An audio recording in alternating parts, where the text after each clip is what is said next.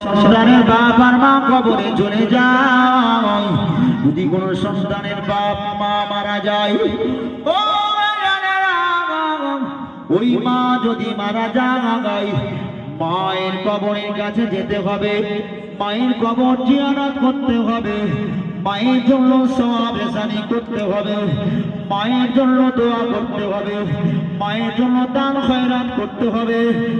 আর মায়ের সঙ্গে যদি তোমার বেয়াদবি হয়ে যায়, ভুল হয়ে যায়, এইরকম সন্তান আমাদের আছে না নাই?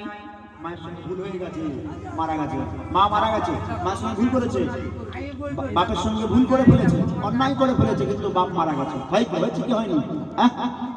এরকম হয়েছে।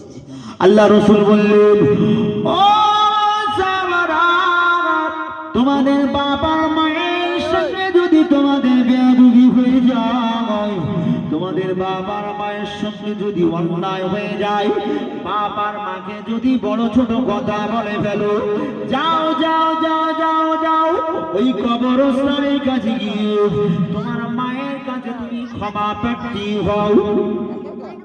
মায়ের কবরের কাছে গিয়ে ক্ষমা চাইতে হবে, মায়ের কাছে, মার কাছে ক্ষমা চেয়ে আল্লাহর কাছে দোয়া করতে হবে।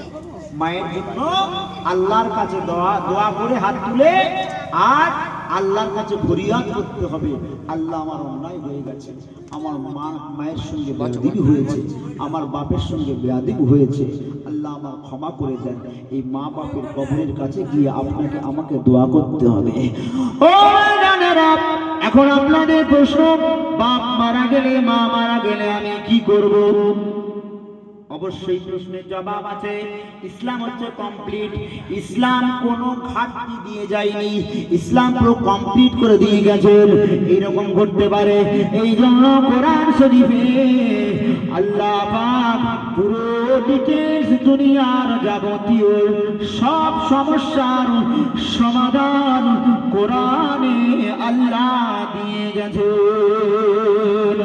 আল্লাহ পাক বললেন, কোরআনে যদি না পাও, আমার নবীর হাদিস আছে, হাদিসকে ফলো করো, লক্ষ্য করো। ও বাগানেরা, এখন প্রশ্ন হচ্ছে, বাপ আর মা যদি মারা যায় কি করব? হ্যাঁ, অবশ্যই আপনার মা যদি মারা যায়, আপনার মায়ের বোন যদি খালাম্মা জানি বেঁচে থাকে, তাহলে খালাম্মা জানের কাছে চলে যেতে হবে, খালাম্মা জানকে খিদমত করতে হবে, ভালোবাসতে হবে, মহব্বত করতে হবে। খালাম্মা জানের খিদমত করা মানে আমার রাসূলুল্লাহ বলেছেন, আম্মা জানের খিদমত করার সওয়াব পেয়ে যাবে।